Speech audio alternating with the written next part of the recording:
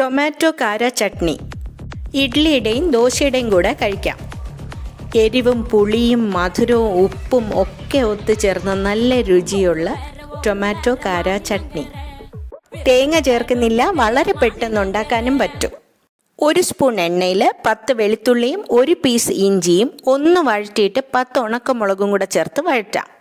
ഇനി 2 സവാള ചെറുതായി ചോപ്പ് ചെയ്താൽ പെട്ടെന്ന് വഴറ്റാം.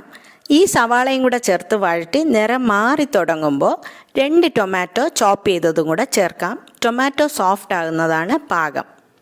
എല്ലാം വഴറ്റാനായി 3 മിനിറ്റ് മതിയാവും. ഇനി കറിവേപ്പിലയും മല്ലിയിലയും ചേർത്തിട്ട് ഫ്ലെയിം ഓഫ് ചെയ്ത് മിക്സ് ചെയ്തിട്ട് തണുക്കാൻ വയ്ക്കാം. തണുത്തിട്ട് ഉപ്പ് ചേർത്ത് വെള്ളം ചേർക്കാതെ തരിതരിപ്പായി അരച്ച ശേഷം 1 സ്പൂൺ എണ്ണയിൽ കടുക്, മുളക്, കറിവേപ്പില ചേർത്ത് താളിക്കാം. ഇത്രേ ഉള്ളൂ. നല്ല രുചിയുള്ള ചട്നിയാണ് ഇത്.